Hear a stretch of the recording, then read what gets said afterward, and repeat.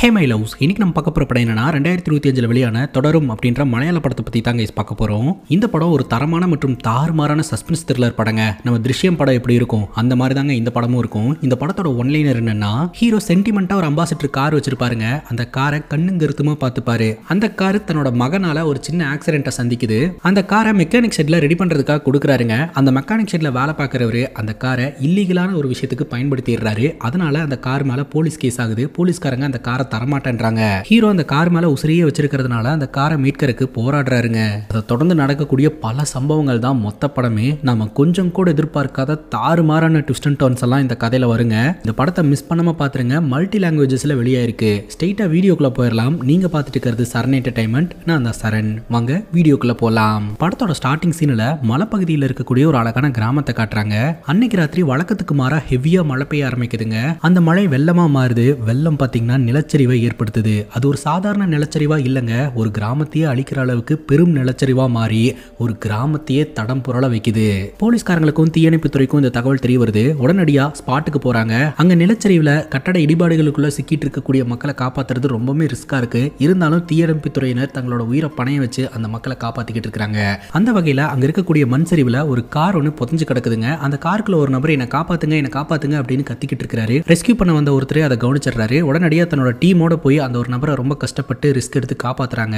வேற யாராவது இடிபாடுகளுக்குள்ள சிக்கி இருக்காங்களா அப்படின்னு செக் பண்ணி பாக்குறாங்க. அந்த இடத்துல யாருமே இல்ல. அதனால எல்லாருமே கிளம்பிடுறாங்க. ஆனா ஒரே ஒரு வீரர் மட்டும் அங்க என்னமோ இருக்கு அப்படின்னு டார்ச் எடுத்து பாக்குறாருங்க. அதை பார்த்து மறந்து போயிடுறாரு. உடனடியா தன்னோட டீம் கிட்ட சொல்றாரு, சார் ஒரு நிமிஷம் இங்க வந்து பாருங்க அப்படின்னு சொல்லிட்டு. உடனடியா எல்லாருமே அந்த இடத்துக்கு போய் பாக்குறாங்க. அதிர்ந்து போறாங்க. அந்த இடிபாடுகளுக்குள்ள இருந்த விஷயம் என்ன, அவங்க என்ன பார்த்தாங்க, எதனால ஷாக் ஆனாங்க அப்படின்ற சஸ்பென்ஸோடயே இந்த கதைக்குள்ள நம்மளை கூட்டிட்டு போறாங்க.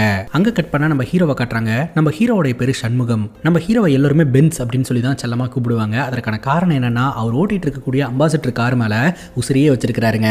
அது பழைய அம்பாசிடர் கார் தான். ஆனா பாக்குறதுக்கு நல்லா இருக்கும். ஏன்னா அந்த அளவுக்கு நம்ம ஹீரோ மெயின்டைன் பண்ணிட்டு இருக்காரு. அந்த கார் மேல உசிரியே வச்சிருக்காருங்க. அந்த வண்டியை இப்ப நம்ம ஹீரோ டாக்ஸியா ஓட்டிக்கிட்டு இருக்காரு.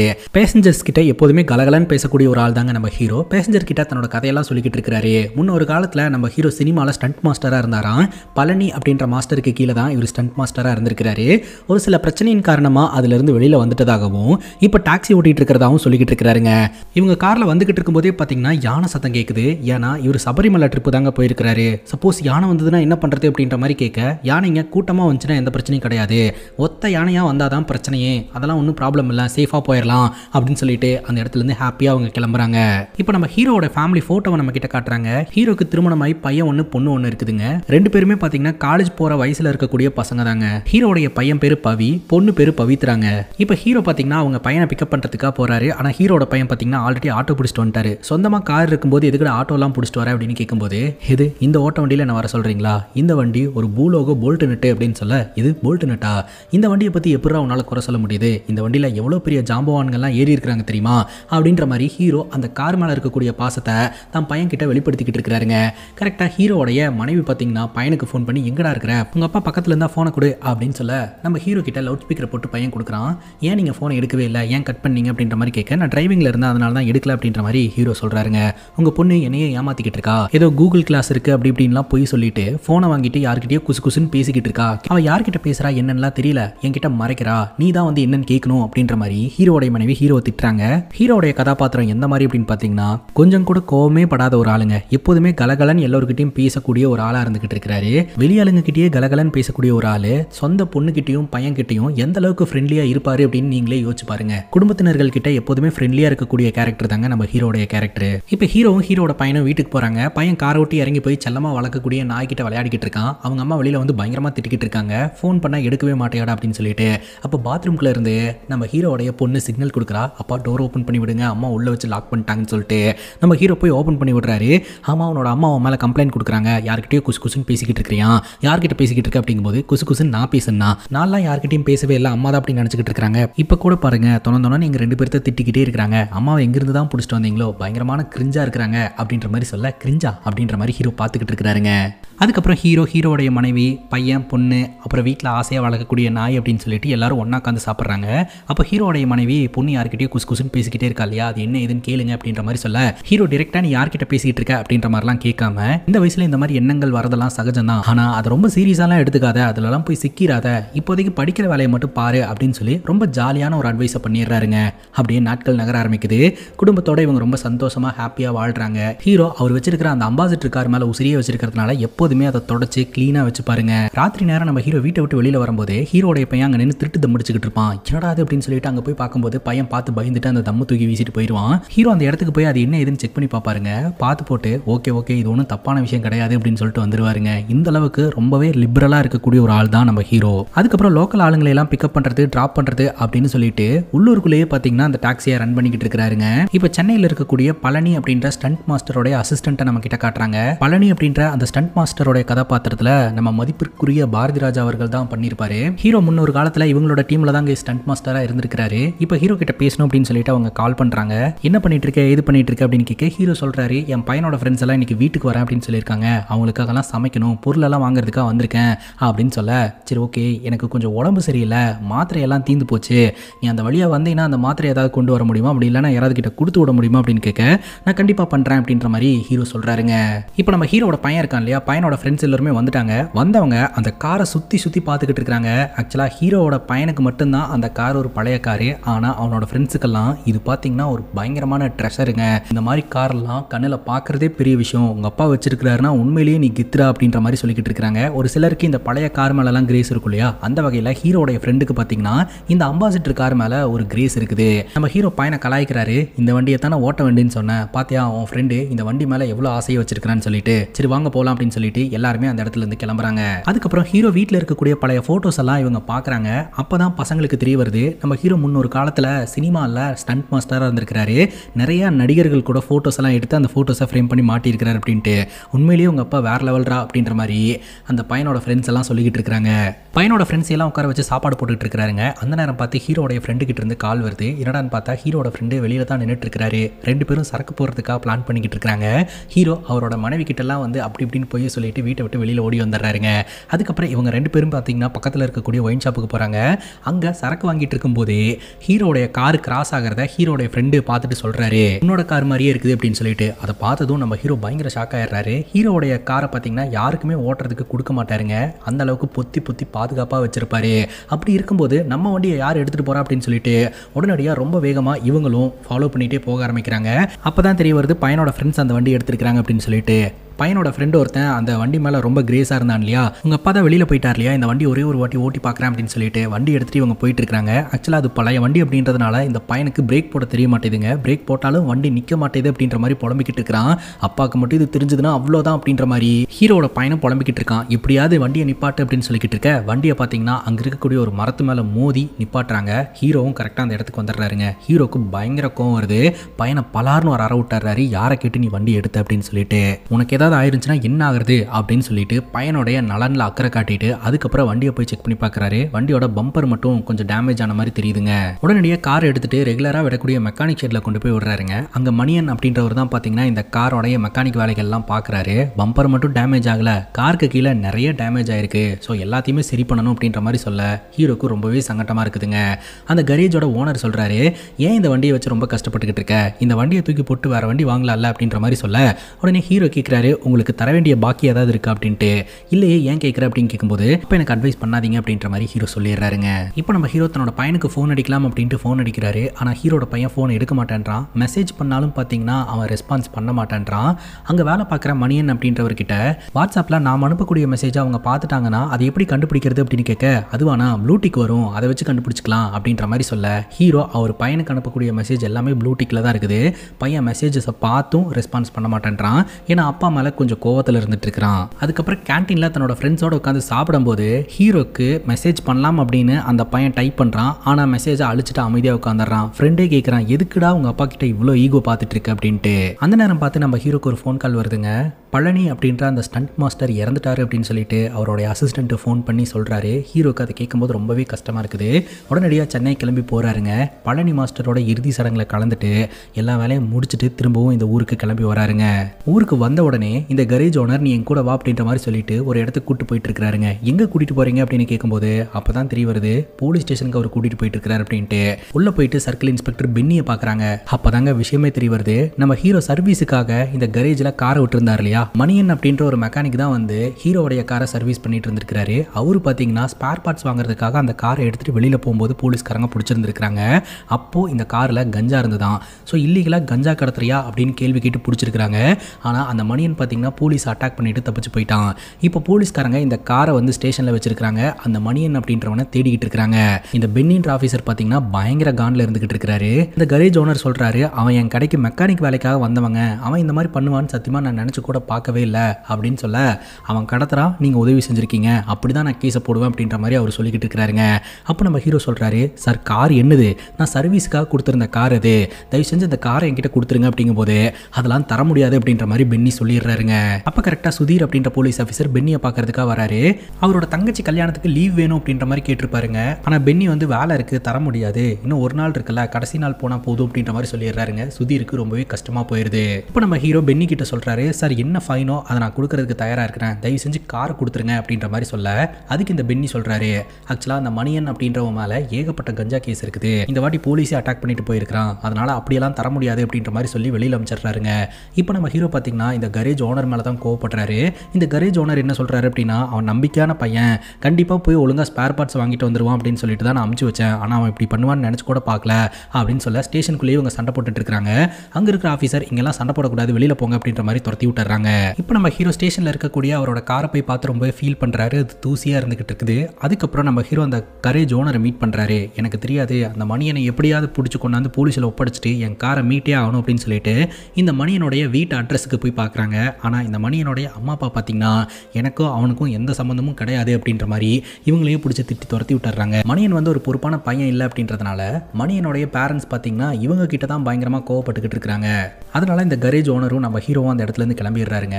இப்போ நம்ம ஹீரோ மறுபடியும் ஸ்டேஷனுக்கு வந்திருக்காரு. தெரிஞ்சவங்களை வச்சு எப்படியாவது அந்த காரை எடுக்கணும்னு ட்ரை பண்ணுறாரு. ஒருத்தர் போலீஸ் ஆஃபீஸர் கிட்ட போயிட்டு பேசுறாருங்க. அந்த காரில் எவ்வளோ இருந்ததுன்னு சொல்லுங்க, நாங்கள் அதை வச்சு கோர்ட்லையாவது பேசிக்கிறோம் அப்படின்ற மாதிரி சொல்ல, எதுனாலும் கோர்ட்டில் பார்த்துக்கலாம் அப்படின்ற மாதிரி பென்னி சொல்லிடுறாருங்க. பென்னின்ற போலீஸ் ஆஃபீஸர் என்ன சொல்றாருன்னா, எங்களுக்கு கிலோ கணக்கில் கிடைச்சது, கண்டிப்பாக உங்களால் இந்த காரை திரும்ப எடுக்கவே முடியாது அப்படின்ற மாதிரி தான் பேசுறாரு. பட் அங்கே இருக்கக்கூடிய ஒரு கான்ஸ்டபிள் கிட்ட பேசும்போது 500 கிராம்ஸ் மட்டும்தான் வந்து மணியன் கிட்ட இருந்து போலீஸ்காரங்க பிடிச்சிருந்துருக்காங்க. ஆனால் இந்த மணியன் வந்து பென்னின்ற போலீஸ் ஆஃபீஸரை அட்டாக் பண்ணதுனால அந்த கோவத்தில் அவர் இருந்துகிட்டு இருக்காரு. அதனால தான் அவர் இப்படி பேசிக்கிட்டு இருக்காரு. ஏதாவது காசு கீசு கொடுத்து கரெக்ட் பண்ணுறதுக்கு ட்ரை பண்ணுங்க அப்படின்ற மாதிரி சொல்லிடுறாருங்க. இப்போ ஸ்டேஷனுக்கு வெளியில் வந்து இவங்க டிஸ்கஸ் பண்ணிட்டு இருக்காங்க. 850 கிராமுக்கும் குறைவாக இருந்தது அப்படின்னா வண்டியை பிடிச்சி வைக்கக்கூடிய அதிகாரமெல்லாம் போலீஸ்க்கு கிடையாது, கண்டிப்பாக அவங்க வண்டியை கொடுத்தே ஆகணும். பட் அந்த போலீஸுக்கும் இந்த மணியனுக்கும் ஏற்பட்ட தகராறின் காரணமாக தான் வண்டியை பிடிச்சி வச்சுக்கிட்டு இருக்காரு. பணம் ஏதாவது அரேஞ்ச் பண்ணி கொடுத்துட்டோம்னா கண்டிப்பாக வண்டியை கொடுத்துருவாரு அப்படின்னு சொல்ல, பணம்னா எவ்வளோ கேட்பாங்க அப்படின்னு கேட்கும்போது அந்த ஆஃபீஸருக்கு ஒரு 10,000, வண்டியை பிடிச்சவங்களுக்கு ஒரு 7,000 8,000 கொடுத்து பிரச்சனையை சமாளிச்சுக்கலாம் அப்படின்னு சொல்ல, நம்ம ஹீரோ எப்படி அந்த பணத்தை அரேஞ்ச் பண்ணுறதுன்னு யோசனை பண்ணுறாருங்க. தன்னோட மனைவிக்கு ஃபோன் பண்ணி உதவி கேட்குறாருங்க. மகளோட செயினை வச்சு இந்த காரை மீட்டலாம் அப்படின்னு சொல்லிட்டு. ஆனால் மனைவி அதெல்லாம் முடியாது அப்படின்ற மாதிரி சொல்லிடுறாங்க. இப்போ இந்த கரேஜோட ஓனரும் சரி, ஹீரோக்கு சப்போர்ட் பண்ணக்கூடிய ஆட்களும் சரி, இந்த பென்னி கிட்ட போயிட்டு கெஞ்சுறாங்க, தயவு செஞ்சு அந்த காரை மட்டும் எங்க கிட்ட கொடுத்துருங்க சார், ஸ்டேஷனுக்கு வெளியில் வச்சு கூட உங்களுக்கு என்ன வேணுமோ அதை செட்டில் பண்ணிக்கலாம் அப்படின்ட்டு. ஆனால் இந்த பென்னி கடைசி வரைக்கும் ஒத்துக்கவே மாட்டேன்றாருங்க. அப்போ பார்த்தீங்கன்னா வெளியில் ஏதோ ஒரு சத்தம் கேட்குது. என்னடான்னு எட்டி பார்த்தா நம்ம ஹீரோ அந்த ஸ்டேஷனில் நிற்கக்கூடிய காரை கழுவிட்டு இருக்கிறாருங்க. அதை பார்த்ததும் இந்த பென்னிக்கு கோவம் வந்துடுதுங்க. யாரை கேட்டு இங்கே இருக்கக்கூடிய காரை நீ கழுவுற அப்படின்ற மாதிரி சண்டை போடுறாரு. இது என்னோட காரு, நான் கழுவாமல் யார் கழுவுவா, ஸ்டேஷனில் இப்படி போட்டு வச்சிருக்கீங்க அப்படின்ற மாதிரி சொல்லிட்டு இவர் போலீஸ்காரங்க கூடவே சண்டைக்கு போறாருங்க. இப்போ ஹீரோவை சமாதானப்படுத்தி ஸ்டேஷனை விட்டு வெளியில் கூட்டிட்டு வராங்க. எதுக்கு நீ முட்டாள்தனமான வேலையெல்லாம் பண்ணிட்டு இருக்க, எப்படியாவது பணத்தை கொடுத்து வண்டியை வெளியே எடுத்துடலாம்னு நாங்கள் ட்ரை பண்ணிக்கிட்டு இருக்கோம், அதுக்குள்ளே நீ எதுக்கு இந்த மாதிரிலாம் பண்ணுன அப்படின்ற மாதிரி சொல்ல, அப்படியெல்லாம் ஒன்றும் என் வண்டி எடுக்கணும்னு அவசியம் கிடையாது, நான் வந்து நேர்மையாக தான் இருக்கிறேன் அப்படின்ற மாதிரி ஹீரோ சொல்லிக்கிட்டு இருக்கிறாருங்க. அப்படியே பேசிட்டு இருந்தீங்கன்னா அவன் வண்டி காயிலாங்கடைக்கு தான் போகும் அப்படின்ற மாதிரி திட்டிடுறாங்க. இப்போ நம்ம ஹீரோ ரொம்ப ஃபீலிங்கோட வீட்டில் படுத்து கிடக்குறாருங்க. அப்போ ஹீரோடைய மனைவி சொல்கிறாங்க, முறையாக மணியனை பார்த்தோன்னே எனக்கு தோணுச்சு அவன் திருட்டு வேலையெல்லாம் பண்ணுவான்னு, நீங்கள் தான் வந்து அவனை நம்பிட்டீங்க அப்படின்ற மாதிரி சொல்ல, ஹீரோக்கு தூக்கமே வர மாட்டேதுங்க. உடனே எழுந்திரிச்சு ரெடியாக ஆரம்பிக்கிறாரு. இந்த ராத்திரி எங்கே கிளம்புறீங்க அப்படின்னு கேட்கும்போது, ஒரு வாட்டி ஸ்டேஷனுக்கு போகிறேன், அங்கே இருக்கக்கூடிய ஆஃபீஸர் கிட்ட பேசி பார்க்குறேன் அப்படின்ற மாதிரி சொல்லிட்டு ஒரு ஆட்டோவை பிடிச்சி நேராக ஸ்டேஷனுக்கு போகிறாருங்க. இப்போ நம்ம ஹீரோ ஸ்டேஷனுக்குள்ளே போய் இருக்கிறாரு. இந்த பென்னி ரொம்ப கோவமாக உள்ளே போகிறதையும் கவனிக்கிறாரு. அங்கே இருக்கக்கூடிய ஒரு ஆஃபீஸர் கிட்ட, சார் என்னோட கார் விஷயமா பேசுறதுக்காக வந்திருக்கிறேன் அப்படிங்கும்போது, நீங்கள் ஒன்று பண்ணுங்க, உள்ள இன்ஸ்பெக்டர் இருக்கிறாரு, அவர் பேர் ஜார்ஜ், அவர் போய் மீட் பண்ணுங்க, கண்டிப்பாக கார் கிடச்சிரும் அப்படின்ற மாதிரி சொல்ல, சரின்னு கேட்டுட்டு நம்ம ஹீரோ ஜார்ஜ் அப்படின்ற போலீஸ் ஆஃபீஸரை மீட் பண்ணுறதுக்காக போகிறாருங்க. அவர் கொஞ்சம் சிரிச்ச முகத்தோட வாஷ்ரூம்லேருந்து வெளியில் வராரு. அப்போ நம்ம ஹீரோ கார் விஷயத்தை பற்றி சொல்கிறாரு. இரு டீட்டெயில்டாக சொல்லு அப்படின்ற மாதிரி சொல்ல, நம்ம ஹீரோ எல்லாத்தையுமே எக்ஸ்பிளைன் பண்ணுறாருங்க. அந்த வண்டிக்கும் அந்த கடத்தல்காரனுக்கும் எந்த சம்மந்தமும் கிடையாது, அவன் என்னோட வண்டியை பயன்படுத்திக்கிட்டான், எனக்கு என்னோட வண்டி வேணும், என் வண்டி இல்லாமல் நான் இங்கேருந்து போக மாட்டேன், பென்னி சார் என்னோட வண்டியை பிடிச்சி வச்சுட்டு தரமாட்டேன்றாரு அப்படின்ற மாதிரி சொல்ல, சரி எல்லாமே எனக்கு புரியுது, நான் பென்னி கிட்ட கூப்பிட்டு சொல்கிறேன் அப்படின்ற மாதிரி சொல்ல ஹீரோவும் சரின்னு கேட்டுக்கிறாருங்க. இப்போ கான்ஸ்டபிளை கூப்பிட்டு இந்த கேஸ் என்ன கேஸு, சிஸ்டமில் ஏதாவது ஏற்றிருக்கீங்களா அப்படின்னு கேட்கும்போது, சிஸ்டமில் ஏற்றுற அளவுக்குலாம் ஒன்றும் கிடைக்கல சார், அந்த மணியன் கூட ஏற்பட்ட தகராறின் காரணமாக தான் வண்டியை பிடிச்சி வச்சுட்டு தராமல் இருக்கிறாரு அப்படின்ற மாதிரி சொல்ல, இந்த ஜார்ஜ் அப்படின்ற இன்ஸ்பெக்டர் பார்த்தீங்கன்னா, சரி பென்னி சாவி எடுத்து கொடுத்துரு, நீயே வண்டியை எடுத்து வெளியில் கொடுத்துரு அப்படின்ற மாதிரி சொல்ல, இந்த பென்னிக்கு ஹீரோவை பார்த்து செம்ம காண்டாகுதுங்க. அந்த ஒரு கோவத்தோடையே பார்த்தீங்கன்னா சாவி எடுத்துகிட்டு போய் அங்கே நிற்கக்கூடிய வண்டியை ஸ்டார்ட் பண்ணுறாருங்க. நம்ம ஹீரோ கிட்ட போயிட்டு, சார் என் வண்டியை நானே எடுத்துக்கிறேன் சார், தயவு செஞ்சு சாவியை கொடுங்க சார், எதுவும் தப்பாக நினச்சிக்காதீங்க சார், என் வண்டி எனக்கு ரொம்ப முக்கியம் அப்படின்ற மாதிரி இந்த பென்னி கிட்ட பேசுகிறாரு. ஆனால் அவர் ரொம்ப கோவத்திலேயே வண்டியை ஸ்டார்ட் பண்ணி தாறுமாறாக ஓட்டிட்டு வெளியே வராரு. சார் இதுக்கு மேலேயாவது என்கிட்ட கொடுத்துருங்க சார் அப்படின்ற மாதிரி சொல்ல, காரை ஓட்டி இறங்கி வண்டி சாவியெல்லாம் தர முடியாது அப்படின்னு சொல்லிட்டு ஒரு பாட்டுக்கு ஸ்டேஷனுக்குள்ளே நுழையிறாரு. அப்போ நம்ம ஹீரோ பார்த்தீங்கன்னா இன்ஸ்பெக்டர் கிட்ட சொல்கிறாரு, பாருங்க சார் அவர் தரமாட்டான்றாரு அப்படின்ட்டு. அப்போ இந்த பென்னி சொல்கிறாரு, இல்லை சார் காலையில் ஆளுங்களையெல்லாம் கூட்டிகிட்டு வந்து ஸ்டேஷனில் தகராறு பண்ணிட்டு இருந்தான், அதனால சாவியெல்லாம் தர முடியாது சார் அப்படின்ற மாதிரி சொல்ல, நம்ம இன்ஸ்பெக்டர் என்ன சொல்றாரு அப்படின்னா, ஈகோ எல்லாம் பார்க்காதையா சாவியை கொடுத்துடு அப்படின்ற மாதிரி சொல்லி சாவியை இன்ஸ்பெக்டர் வாங்கிக்கிறாருங்க. இன்ஸ்பெக்டர் கிட்ட நம்ம ஹீரோ சாவியை கேட்கும்போது விளையாட்டு பண்ணிட்டு சாவியை நம்ம ஹீரோ கையில் கொடுத்துட்றாரு. அப்பாடா கார் கிடைச்சிருச்சு அப்படின்னு சொல்லிட்டு நம்ம ஹீரோ ரொம்பவே சந்தோஷப்படுறாருங்க. இந்த ஒரு சூழ்நிலையில் அந்த இன்ஸ்பெக்டர் என்ன சொல்றாரு அப்படின்னா, இன்னைக்கு சுதீரோட தங்கச்சி கல்யாணம் இருக்கு, அதனால கல்யாண ஃபங்க்ஷனில் போய் கலந்துக்கணும், ஒன்று பண்ணு, நான் போய் ட்ரிங்க் பண்ணேன்னா என்னால் திரும்ப வண்டி ஓட்டிட்டு வர முடியாது, ஒரு சவாரி மாதிரி எடுத்துக்க, கல்யாண ஃபங்க்ஷனுக்கு என்ன கூட்டிட்டு போயிட்டு வா அப்படின்ற மாதிரி சொல்ல, சரிங்க சார் போலாம் அப்படின்ற மாதிரி ஹீரோ சொல்றாருங்க. உடனே காருக்குள்ள இன்ஸ்பெக்டர் வந்து உட்கார்றாரு. பென்னி வா வந்து உட்காரு அப்படின்ற மாதிரி சொல்ல, அந்த சாரும் வராரா அப்படின்னு கேட்கும்போது, ஆமா அவனும் தான் வரான் அப்படின்னு சொல்லிட்டு இவங்க 3 பேரும் டிராவல் பண்ணி போக ஆரம்பிக்கிறாங்க. நம்ம ஹீரோ மேல இந்த பென்னின்றவர் கோவத்திலேயே இருந்துகிட்டு இருக்கிறாருங்க. நம்ம ஹீரோ காரில் இளையராஜா பாட்டு போட்டு வண்டி ஓட்டிட்டு போயிட்டு இருப்பாருங்க. உனக்கு இளையராஜானா ரொம்ப பிடிக்குமா அப்படின்னு கேட்கும்போது, ஆமாம் சார், பாட்டு கேட்கும்போது ஒரு புத்துணர்ச்சி ஏற்படும்.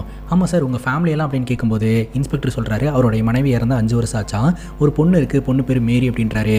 உனக்கு அப்படின்னு கேட்கும்போது, எனக்கு திருமணமாய் 2 பசங்க இருக்காங்க சார், பையன் 1 பொண்ணு 1 அப்படின்னு சொல்லிட்டு இவங்க அப்படியே ட்ராவல் பண்ணி போக ஆரம்பிக்கிறாங்க.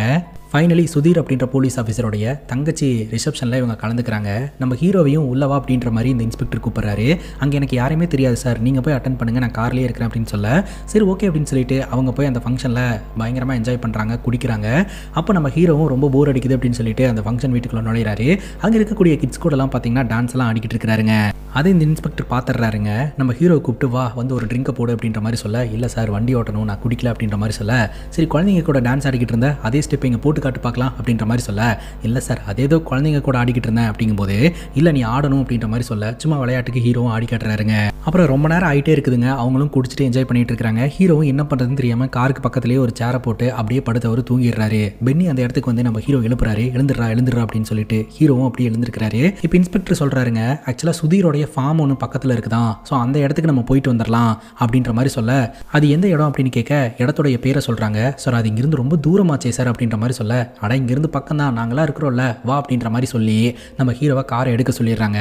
நம்ம ஹீரோ, இன்ஸ்பெக்டர், பென்னி, அதுபோக இந்த சுதீர் அப்படின்றவரும் சரக்கு பாட்டிலோட காருக்குள்ளே ஏறுறாரு. சார் அதெல்லாம் காருக்குள்ளே யூஸ் பண்ணாதீங்க சார் அப்படின்ற மாதிரி சொல்லி ஹீரோ ஏற்றிக்கிறாருங்க. இவங்களை கூட்டிகிட்டு போகிறதுல ஹீரோக்கு சுத்தமாக விருப்பமே கிடையாதுங்க. கார் இவங்க கிட்ட மாட்டிட்டு இருக்கு அப்படின்ற ஒரே ஒரு காரணத்துக்காக மட்டும் அவங்க சொல்கிற பேச்செல்லாம் கேட்டு இவர் நடந்துக்கிறாரு.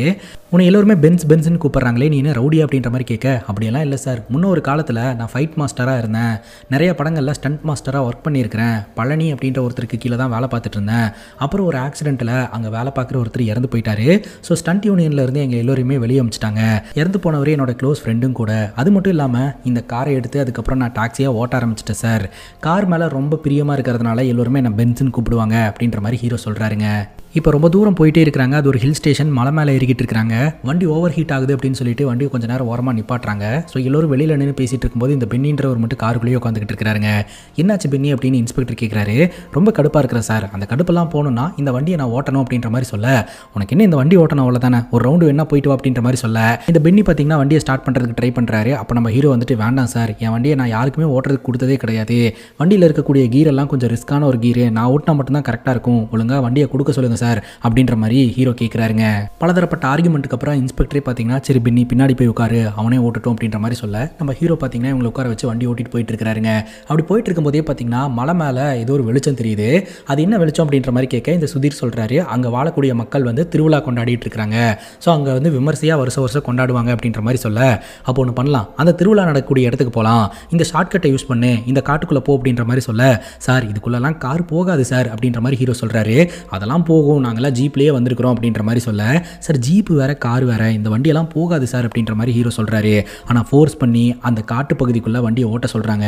ஹீரோ கேட்குறாரு, காட்டுக்குள்ளே வந்து நீங்கள் சரக்கு அடிக்கணுமா சார் அப்படின்ட்டு. அது மட்டும் இல்லாமல் இன்னும் 2 கிலோமீட்டர் அப்படின்னு சொல்லிட்டு ரொம்ப தூரம் காட்டுக்குள்ளே வந்துட்டோம், இதுக்கு மேலே வண்டி போகுமானே எனக்கு தெரியல சார் அப்படின்னு வண்டியை நிப்பாட்டிடுறாருங்க. அப்போ தான் இந்த இன்ஸ்பெக்டர் ஒரு தாறுமாறான ட்விஸ்டே வைக்கிறாரு. ஆக்சுவலாக சுதீர் அப்படின்றவருடைய தங்கச்சிக்கு திருமணம் ஏற்பாடு பண்ணியிருக்காங்க இல்லையா, கடைசி நேரத்தில் சுதீரோடைய தங்கச்சி லவ் பண்ண பையன் வந்து பயங்கரமான பிரச்சனையை கிரியேட் பண்ணியிருந்திருக்கிறான். இந்த மாதிரி கட்டுனா நான் அவளை தான் கட்டுவேன், இல்லாட்டி உங்களை எல்லாம் சும்மா விட மாட்டேன், அது மட்டும் இல்லாமல் சுதீரோட தங்கச்சி கூட எடுத்துக்கிட்ட ஃபோட்டோஸ் எல்லாம் என்கிட்ட இருக்குது அப்படின்னு பயங்கரமாக மிரட்டி இருந்திருக்கிறான். அதனால் அந்த பையன் உயிரோடு இருந்தாலே பெரிய பிரச்சனை அப்படின்னு சொல்லிட்டு இந்த இன்ஸ்பெக்டர், பென்னி, சுதீர் இவங்க 3 பேரும் சேர்ந்து அந்த பையனை போட்டு தள்ளிட்டாங்க. ஸோ அந்த பையனோட டெட் பாடி உன்னோட காரோட பூட் ஸ்பேஸில் இருக்குது, அவனோட டெட் பாடியை டிஸ்போஸ் பண்ணுறதுக்காக தான் இந்த இடத்துக்கு வந்திருக்கிறோம் அப்படின்னு சொல்ல ஹீரோக்கு தூக்கி வாரி போட்டுருதுங்க. உடனே ஹீரோ இன்ஸ்பெக்டருடைய சட்டையை பிடிச்சிடுறாரு. ஏன்டா பொறுமையாக இருந்தால் என்னடா பண்ணிட்டு இருக்கீங்க அப்படின்ற மாதிரி சொல்லிட்டு உடனே இந்த இன்ஸ்பெக்டர் ஹீரோட கையை பிடிச்சி முறுக்க ஆரம்பிச்சிடுறாரு. உங்ககிட்ட பேசிட்டு தானே இருக்கிறேன் அப்படின்ட்டு. ஆனால் ஹீரோ ஒத்துக்க மாட்டேன்றாரு. காரை விட்டு இறங்கி பூட் ஸ்பேஸ் ஓப்பன் பண்ணி அங்கே என்ன இருக்குதுன்னு பார்க்கறதுக்காக வராரு. பட்டுன்னு நம்ம ஹீரோவை பிடிச்சிடுறாங்க. இங்கே பாரு, நாங்கள் சொல்கிற பேச்சை கேட்டு நடந்துக்கிட்ட அப்படின்னா ஒழுக்கமாக நீ ரிட்டன் வீட்டுக்கு போவ, அப்படி இல்லைன்னா ஒரு கொலை பண்ண தெரிஞ்சவங்களுக்கு இன்னொரு கொலை பண்ணுறதுக்கு கொஞ்ச நேரம் கூட ஆகாது அப்படின்ற மாதிரி ஹீரோவை மிரட்டுறாங்க. ஹீரோ உயிருக்கு பயந்துட்டு அமைதியாக நின்றுறாருங்க. அதுக்கப்புறம் இந்த பென்னியை இன்ஸ்பெக்டர் காரை ஓட்ட சொல்கிறாருங்க. இந்த பென்னி பார்த்தீங்கன்னா காரை ஓட்டுறாரு. ஹீரோ பின்னாடி சைலண்ட்டாக உட்காந்துட்டு வந்துட்டு இருக்கிறாருங்க. ஹீரோக்கு இப்போ என்ன பண்ணுறதுனே தெரியல. ஒரு கட்டத்துக்கு மேலே ஆள் நடமாட்டம் இல்லாத ஒரு இடத்துல காரை கொண்டே நிப்பாட்டுறாங்க. காரோட பூட் ஸ்பேஸில் இருக்கக்கூடிய அந்த பையனோட டெட் பாடியை சாக்கில் கட்டியிருக்காங்க. அதை தூக்கிட்டு அவங்க காட்டுக்குள்ளே போயிடுறாங்க. ஹீரோ காருக்குள்ளேயே உட்காந்துக்கிட்டு இருக்கிறாரு. அந்த வழியாக ஒரு டெம்போன்னு வருதுங்க. யாரா நீ இங்கே என்னடா பண்ணிட்டு இருக்க அப்படின்ற மாதிரி கேள்வி கேட்குறாங்க. ஆனால் ஹீரோ எதுவுமே பேசாமல் உட்காந்துக்கிட்டு இருக்கிறாரு. அவரோட முகத்தை மறைச்சிக்கிறாரு. அவங்களும் போயிடுறாங்க. அதுக்கப்புறம் இவங்க 3 பேரும் காருக்குள்ளே வந்து உட்காடுறாங்க. ஹீரோடைய பாக்கெட்டில் பார்த்தீங்கன்னா பணத்தை வச்சு இந்த விஷயத்தை நீ யாருக்கிட்டையும் சொல்லக்கூடாது, அதை மீறி சொன்னேன்னா உன்னை சும்மா விட மாட்டோம் அப்படின்ற மாதிரி மிரட்டிட்டு வண்டி எடுக்க சொல்கிறாங்க. நம்ம ஹீரோவும் வண்டி எடுத்துகிட்டு கிளம்புறாரு. அப்போ அந்த மலைவாழ் மக்கள் வந்து ஃபெஸ்டிவல் ஒன்று பண்ணிட்டு இருந்தாங்க இல்லையா, அவங்க எல்லோருமே அப்படியே நடந்து வந்துக்கிட்டு இருக்கிறாங்க. அவங்க மஞ்சள் குங்குமம் எல்லாத்தையுமே வீசி ஃபெஸ்டிவலை கொண்டாடிக்கிட்டு இருக்கிறாங்க. ஹீரோ மிகுந்த மன உளைச்சலோட அங்கேருந்து கிளம்புறாருங்க. அடுத்த நாள் காலையில் கண் முடிச்சு பார்க்கும்போது ஹீரோடைய காரு வீட்டுக்கு வெளியில தாங்க நிற்குது. ஹீரோ காருக்குள்ளே தூங்கிட்டு இருக்கிறாரு. அப்படியே காருக்கு பின்னாடி பார்த்தா அவங்க சாப்பிட்டுட்டு எல்லாம் போட்டு குப்பை பண்ணி வச்சிருப்பாங்க. காரை விட்டு இறங்குனா காரெல்லாம் பார்த்தீங்கன்னா ஒரு மாதிரி குப்பையாக இருந்துகிட்டு இருக்கும். வீட்டில் ஹீரோடைய பையன் ஆசையாக வளர்த்தான் இல்லையா நாய், அந்த நாய் பார்த்தீங்கன்னா காரை சுற்றி வந்துகிட்டு இருக்குங்க. காரோடைய பூட் ஸ்பேஸை பார்த்து பயங்கரமாக குலைச்சிக்கிட்டே இருக்கும். இது ஏன் இப்படி குலைச்சிக்கிட்டு இருக்கு அப்படின்ற மாதிரி ஹீரோடைய மனைவியும் கேட்பாங்க. ஆனால் ஹீரோக்கு ஒரு மாதிரி பயமாக இருந்துகிட்டு இருக்கும். அதுக்கப்புறம் நம்ம ஹீரோ அந்த பூட் ஸ்பேஸ் ஓப்பன் பண்ணி பார்க்கும்போது உள்ள ஃபுல்லாக பிளட் ஸ்டெயின்ஸாக இருக்குங்க. ஹீரோ ரொம்ப டென்ஷனாக இருக்குது அப்படின்னு சொல்லிட்டு அவரோட மனைவி கிட்ட டீ போட்டு எடுத்துகிட்டு வர சொல்லியிருந்திருப்பாரு. அப்போது கரெக்டாக அவரோட மனைவி டீ போட்டு எடுத்துகிட்டு வருவாங்க. அந்த காரோடைய பூட் ஸ்பேஸுக்குள்ளே இறந்து போன பையனோட போஸ் இருக்குங்க. அதை கரெக்டாக கையில் எடுப்பார். மனைவி வந்துருவாங்க. பட்டுன்னு அந்த பூட் ஸ்பேஸை லாக் பண்ணிடுவாருங்க. ஹீரோ டீயை வாங்கிட்டு காருக்குள்ளேயே போய் உட்காந்துடுறாரு. உடனே ஹீரோடைய மனைவி சொல்கிறாங்க, உங்கள் கண்ணெல்லாம் ஒரு மாதிரி இருக்குது, தூக்கமே இல்லையாட்டு இருக்குது, ஒழுங்காக காரை நிப்பாட்டிட்டு போய் படுத்து தூங்குங்க, எந்த சவாரிக்கும் போக வேணாம் அப்படின்ற மாதிரி சொல்ல ஹீரோ சரின்னு கேட்டுக்கிறாருங்க. அதுக்கப்புறம் காரை கொண்டு போய் மேலாப்பில் கழுவுறாரு. ஸ்கூல் சவாரிக்கும் போயிட்டு வராருங்க. என்ன நினைச்சாருனே தெரியல. அங்கே இருக்கக்கூடிய ஆத்து பக்கத்தில் பார்த்தீங்கன்னா போய் காரை நிப்பாட்டிட்டு ஒரு மாதிரி ஃபீல் பண்ணிக்கிட்டு இருக்கிறாரு. ஹீரோ கையில் செத்து போன பையனோட வேலட் இருக்குதுங்க. அந்த வேலட்டை அவர் இன்னும் ஓப்பன் பண்ணி பார்க்கலையாட்டு இருக்குது. அதை அங்கே தான் வச்சுட்டு அப்படியே ஒரு மாதிரி ஃபீல் பண்ணிக்கிட்டு இருக்கிறாரு. இப்போ ஸ்டேஷனுக்கு வர சொல்லியிருக்காங்க. ஹீரோ ஸ்டேஷனுக்கு போகிறாரு. அங்கே சிசிடிவி கேமராலாம் இப்போ தான் புதுசாக இன்ஸ்டால் பண்ணிட்டு இருக்காங்க. இந்த ஒரு சூழ்நிலையில் இந்த இன்ஸ்பெக்டர் பார்த்தீங்கன்னா நம்ம ஹீரோ கிட்ட கேட்குறாருங்க, உனக்கு ஃபோன் பண்ணால் எடுக்க மாட்டேன் அப்படின்ட்டு. இல்லை சார், சத்தமே கேட்கல, அதனால தான் ஃபோன் எடுக்கல அப்படின்ற மாதிரி ஹீரோ சொல்கிறாரு. கரெக்டாக பென்னின்ற ஆஃபீஸர் உள்ளே வராருங்க. விண்டோவெல்லாம் க்ளோஸ் பண்ணிட்டு ஹீரோ மிரட்டுறாரு, ஏன்டா ஃபோன் பண்ணால் எடுக்க மாட்டேன் அப்படின்னு சொல்லிட்டு. ஹீரோ என்ன சொல்கிறாருன்னா, சார் தயவு செஞ்சு என்னை விட்டுருங்க, நான் பாட்டுக்கு என்னோட பாதையில் பயணம் பண்ணிட்டு போகிறேன் அப்படின்னு சொல்லிட்டு. உடனே இந்த இன்ஸ்பெக்டர் சொல்கிறாரு, எது உன்னோட பாதையா? இனி எல்லாமே நம்ம பாதை தான், நம்ம பாதையில் இனி யாரும் குறுக்க வரக்கூடாது. மூணாவதாக யாராவது குறுக்க வந்தாங்க அப்படின்னா அவங்கள மட்டும் இல்லை அவங்க குடும்பத்தையே எரிச்சிருவேன், கிளம்பு அப்படின்ற மாதிரி சொல்ல நம்ம ஹீரோ அந்த இடத்துலேருந்து கிளம்புறாருங்க. ஸோ ஹீரோ இந்த போலீஸ்காரங்களுக்கு எதிராக என்ன பண்ணாலும் ஹீரோட குடும்பத்தை ஏதாவது பண்ணிடுவேன்னு இன்டெரக்டாக மிரட்டுறாங்க. இப்போ நம்ம ஹீரோ கார்கிட்ட போயிட்டு நின்றுட்டு இருக்கிறாருங்க. அந்த இடத்துக்கு இந்த பென்னி வராரு. நாங்கள் ஒன்றும் ஒன்று மிரட்ட கிடையாது, இதெல்லாம் நாங்கள் எடுத்த முடிவு, வண்டி எடுத்துகிட்டு கிளம்பு அப்படின்ற மாதிரி சொல்ல நம்ம ஹீரோ வண்டி எடுத்துகிட்டு கிளம்புறாருங்க. ஒரு முறை நம்ம ஹீரோ இந்த பென்னி கிட்ட கேட்டிருப்பாரு, இந்த மணியன் அப்படின்றவரை பிடிச்சிட்டிங்களா இல்லையா அப்படின்னு சொல்லிட்டு. அவனை பிடிச்சமா இல்லை குழி தோண்டி புதைச்சமா அப்படின்றதெல்லாம் உனக்கு எதுக்கு, உன் உன் வேலையை மட்டும் பாரு அப்படின்ற மாதிரி ஹீரோ திட்டிருப்பாரு. ஸோ இவங்க கொஞ்சம் மோசமான ஆளுங்க தான் அப்படின்றத ஹீரோ புரிஞ்சுக்கிறாருங்க. ஒருவேளை இந்த மணியனை தான் போட்டு தள்ளிட்டு நம்ம கிட்ட போய் சொல்லிக்கிட்டு இருக்காங்களோ அப்படின்ற மாதிரி ஹீரோ யோசனை பண்றாருங்க. இப்போ நம்ம ஹீரோனால நிம்மதியா இருக்க முடியலங்க. ஃபேமிலி கூட கரெக்டாக டைமும் ஸ்பெண்ட் பண்ண முடியல. மனைவி என்ன பேசினாலும் மனைவி கிட்ட கோவம் தான் பண்றாரு. மனைவி கேட்குறாங்க, உங்களோட ஷர்ட்ல பிளட் ஸ்டெயின் இருந்ததை பார்த்தேன், அது என்ன பிளட் ஸ்டெயின்ஸ் அப்படின்னு கேட்கும்போது அப்படியெல்லாம் ஒன்றும் கிடையாது அப்படின்னு சொல்லி ஹீரோ சொல்றாரு. அதே சமயம் உங்க சட்டையை நீங்களே எரிச்சிங்களே, அது எதுக்காக அப்படின்னு கேட்கும்போது அதெல்லாம் ஒன்றும் கிடையாது அப்படி இப்படின்னு சமாளிச்சிடுறாருங்க. அப்போதான் ஹீரோடைய பையன் வீட்டுக்கு வரதே இல்லை அப்படின்ற தகவல் தெரிய வருது. அன்னைக்கு நம்ம ஹீரோ கிட்ட கோச்சிட்டு போனான் இல்லையா, அதுக்கப்புறம் வீட்டுக்கு வரவே கிடையாது. ஸோ பையன் எங்கே போனா என்ன ஆனானே தெரியல. அதனால நம்ம ஹீரோ போலீஸில் போய் கம்ப்ளைண்ட் கொடுக்கலாம் அப்படின்னு முடிவெடுக்கிறாருங்க. இன்ஸ்பெக்டரை மீட் பண்ணி என்னோட பையன் காணாம போயிட்டான் அப்படின்ற மாதிரி கம்ப்ளைண்ட் கொடுக்க, இந்த காலத்து பசங்க எங்க உருப்படியா இருக்கிறானுங்க, எதையாவது வாங்கி சாப்பிட்றது, போதை தலைக்கேறிட்டு எங்காவது கிடக்கிறது, போதை தெளிஞ்சதுக்கு அப்புறம் வருவானுங்க, அந்த மாதிரி தான் உன் பையன் எங்காவது போயிருப்பான், வேணா ஒரு ரிட்டன் கம்ப்ளைண்ட் ஒன்று எழுதி கொடுத்துட்டு போ அப்படின்ற மாதிரி சொல்ல, நம்ம ஹீரோ பார்த்தீங்கன்னா ரிட்டன் கம்ப்ளைண்ட் ஒன்று எழுதுறாரு. ஹாஸ்டல்ல இருந்து பையன் பல்சர் பைக்ல வீட்டுக்கு கிளம்பி இருக்கிறான், அதுக்கப்புறம் தான் மர்மமான முறையில் காணாம போயிருக்கான் அப்படின்னு சொல்லிட்டு. ஸோ கம்ப்ளைண்ட் எழுதி கொடுத்துட்டு அந்த ஸ்டேஷனை விட்டு வெளியில வரும்போது அங்க நிறைய வண்டிங்களை போட்டு வச்சிருப்பாங்க இல்லையா, அங்க அதே ரெட் கலர் பல்சர் பைக் ஒன்று இருக்குதுங்க. அதை பார்த்துட்டு நம்ம ஹீரோ ஷாக் ஆகுறாரு. உடனே பென்னி வந்து என்ன அப்படின்னு கேட்கும்போது, அந்த வண்டி என்னோட பையன் வண்டி மாதிரியே இருக்குது அப்படிங்கும்போது, அதே மாதிரி வண்டி நிறைய இங்கே கிடக்கும், உன் பையனதெல்லாம் கிடையாது, கிளம்பு அப்படின்ற மாதிரி சொல்ல ஹீரோ அங்கிருந்து கிளம்பிடுறாருங்க. இப்போ நம்ம ஹீரோக்கு ஒரு மாதிரி சங்கட்டமா இருக்குதுங்க. அதனால என்ன பண்றாரு அப்படின்னா, அந்த போர்ஸை தூக்கி வீசிட்டு வந்தார் இல்லையா, அந்த இடத்துக்கு திரும்பவும் போறாரு. அங்க போயிட்டு அந்த போர்ஸை தேட ஆரம்பிக்கிறாரு. அப்படி தேடி அந்த போர்ஸை எடுத்து ஓபன் பண்ணி பார்த்தா ஹீரோக்கு தூக்கி வரை போட்டுருதுங்க. அந்த போர்ஸில் இருக்கக்கூடிய ஐடென்டி கார்டு நம்ம ஹீரோவோட பையனோடது. அப்போ நேற்று ராத்திரி நம்ம ஹீரோவை கூட வச்சுக்கிட்டு இந்த போலீஸ்காரங்க ஒரு டெட் பாடியை டிஸ்போஸ் பண்ணாங்க இல்லையா, அந்த டெட் பாடி ஹீரோவோட பையனுது அப்படின்னு இப்போதான் நம்ம ஹீரோக்கு தெரிய வருதுங்க.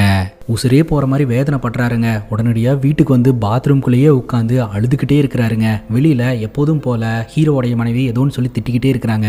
இவர் மகன் போயிட்டான் அப்படின்ற வழியில் துடிச்சுக்கிட்டு இருக்கிறாருங்க. பைக்கை வச்சு கேள்வி கேட்டார் இல்லையா இந்த பென்னி கிட்ட, என் பையனோட பைக் மாதிரியே இருக்குன்னு சொல்லிட்டு. அதை பற்றி இன்ஸ்பெக்டர் கிட்ட சொல்லும்போது இன்ஸ்பெக்டர் சொல்கிறாரு, நான் ஆரம்பத்திலேயே சொன்னால் அவனோட விஷயத்தை பார்த்து ஹேண்டில் பண்ணணும்னு, உன்னால தான் இப்போ தேவையில்லாத பிரச்சனையே அப்படின்னு சொல்ல, நான் வேணா அந்த பைக்கை யார்ட்ல இருந்து மாற்றி வச்சிருவா சார் அப்படின்ற மாதிரி கேட்டுக்கிட்டு இருக்கிறாருங்க. இப்போ சுதீர் அப்படின்ற போலீஸ் ஆஃபீஸர் அவரோட வீட்டில் தூங்கிட்டு இருக்காருங்க. வீட்டுக்கு வெளியில யாரோ ஒருத்தங்க இருக்கிற மாதிரி இருக்குது. இந்த சுதீர் கிளம்பி வெளியில வராரு. பார்த்தா நம்ம ஹீரோ தாங்க அங்கே நின்றுட்டு இருக்கிறாருங்க. ஹீரோ இந்த சுதீரை மிரட்டுறாரு.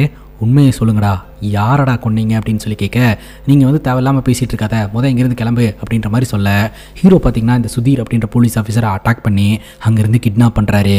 இது வரைக்கும் பாசக்கார அமைதியான ஒரு ஹீரோவை தான் நம்ம பார்த்துருப்போம். ஸோ இறந்தது தன்னோட பையன் அப்படின்னு தெரிஞ்ச உடனே ஹீரோ சினம் கொண்ட ஒரு கோவக்கார சிங்கமாக மாறுறாருங்க. அங்கே கட் பண்ணா படத்தோட ஸ்டார்டிங் சீனில் ஒரு அழகான கிராமத்தில் மழையின் காரணமாக நிலச்சரிவு ஏற்பட்டு அந்த கிராமமே மண்ணுக்குள்ளே போச்சு அப்படின்ற மாதிரி ஒரு காட்சியை பார்த்தோம் இல்லையா, அப்போ கூட ரெஸ்கியூ பணியாளர்கள் அந்த வண்டி கிட்ட ஏதோ ஒரு விஷயத்தை பார்த்து பயங்கரமா ஷாக் ஆனாங்க இல்லையா, அதற்கான ட்விஸ்ட்டை இங்க ரிவீல் பண்றாங்க. ஒரு நபரை காப்பாத்தி வெளியில கூட்டிட்டு வந்ததுக்கு அப்புறம் சாக்கு மூட்டையில கட்டப்பட்ட ஒரு சடலம் ஒன்று அங்க இருந்திருக்குது. மண் சரிவுனால மண்ணுக்குள்ள புதஞ்ச அந்த சடலம் சாக்கு மூட்டையோட வெளியில வந்திருக்கு. 4 நாளைக்கு முன்னாடியே அது அழுகி இருக்கு அப்படின்றத கண்டுபிடிச்சிருந்திருக்காங்க. அந்த சடலம் ஒரு 20 to 25 வயசுல இருக்கக்கூடிய பையனோடது அப்படின்னு இன்வெஸ்டிகேஷன் ஆஃபீஸர் கண்டுபிடிக்கிறாங்க.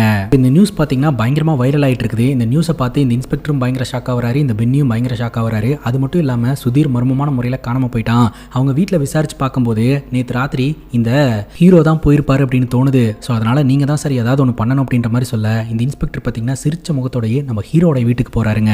அங்கே ஹீரோடைய மனைவியும் பொண்ணு இருக்காங்க.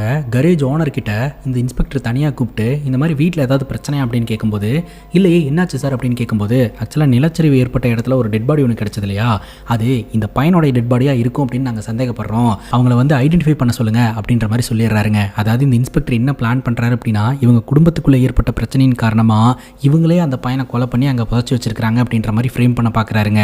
அங்க கட் பண்ணா கடத்தின சுதீரை பாத்தீங்கன்னா ஒரு லாட்ஜ்ல ஹீரோ கட்டி போட்டு வச்சிருக்காருங்க. போட்டு பொலவலன்னு பொழந்துருப்பாரு போல.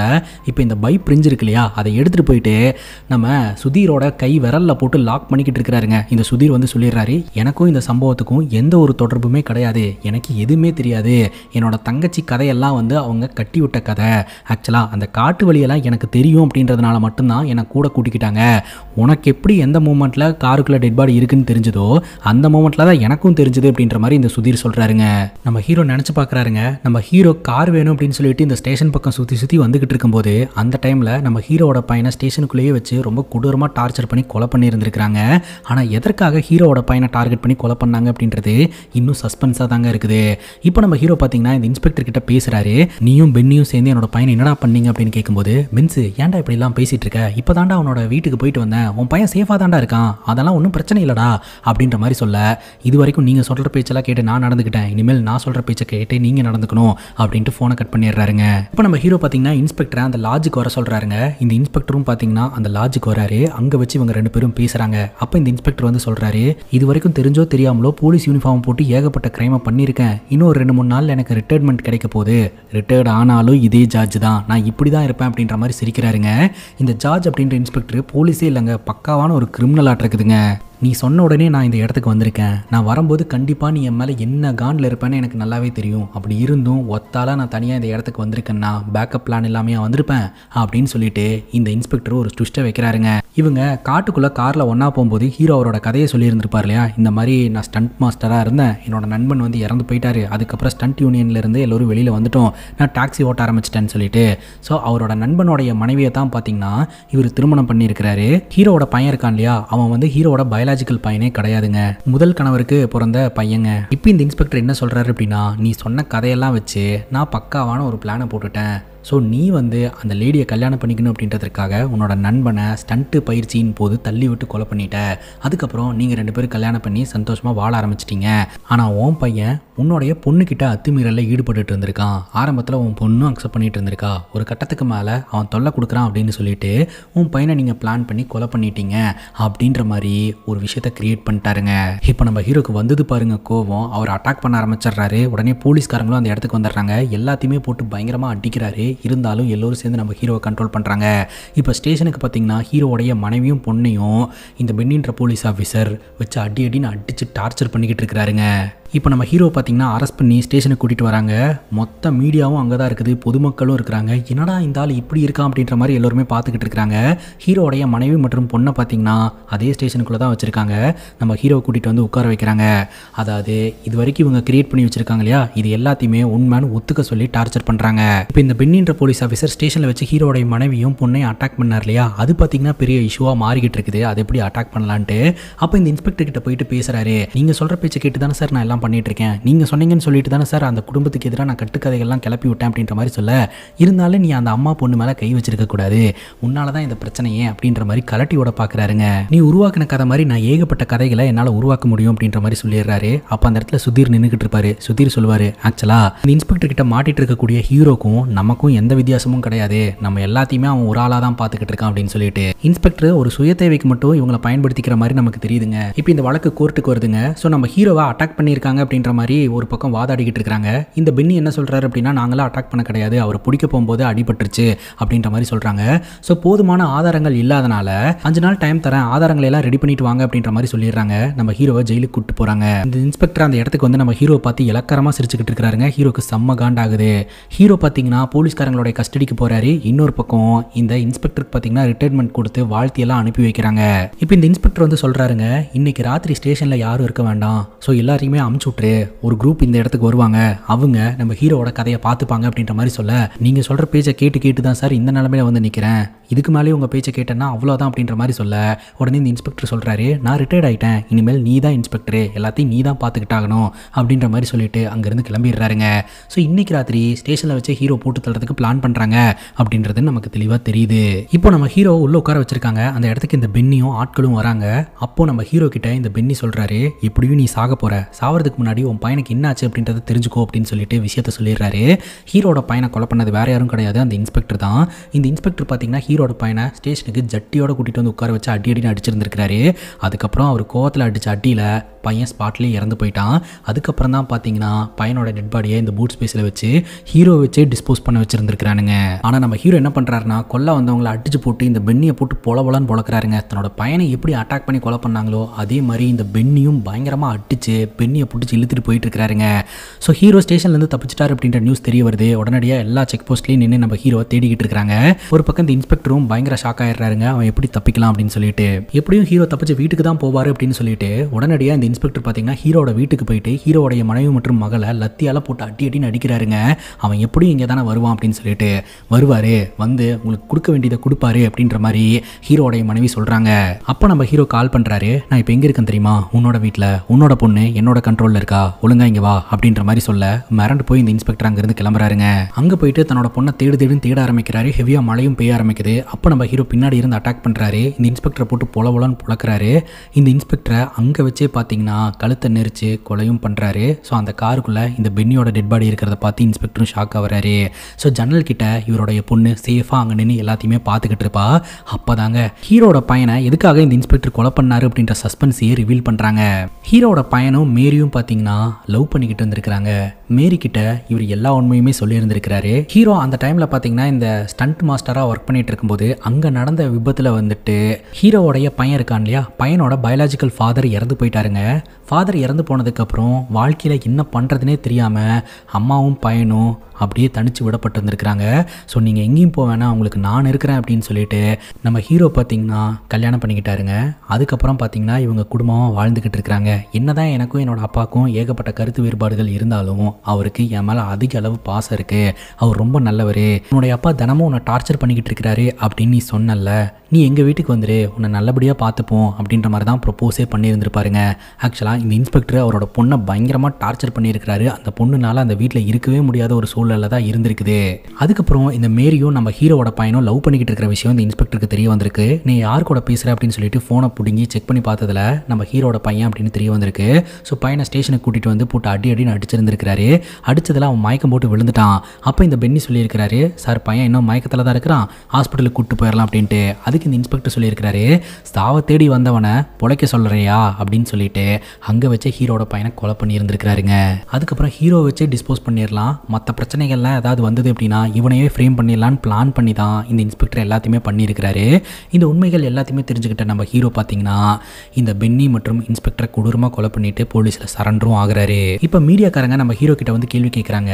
நம்ம ஹீரோ சொல்கிறாரு, என் பையனை நாங்கள் கொலை பண்ண கிடையாது, என் பையனை கொலை பண்ணவங்களை நான் சம்பவம் பண்ணிட்டேன் அப்படின்ற மாதிரி சொல்லிட்டு ஜெயிலுக்கு போகிறாருங்க. இத்தோட இந்த படம் முடியுது. இந்த படத்தை பற்றி நீங்கள் என்ன நினைக்கிறீங்க அப்படின்னு உங்களோட கருத்தை கமெண்ட் செக்ஷனில் பதிவு பண்ணுங்கள். அண்ட் இதே மாதிரி வேறு எதனா படத்தை பற்றி பேசணும் அப்படின்னாலும் படத்தோட பேரை கமெண்ட் செக்ஷனில் சொல்லுங்கள். இதே மாதிரி வேறு ஒரு நல்ல வீடியோவில் வந்து சந்திக்கிறேன். Love you guys, take care and cheers.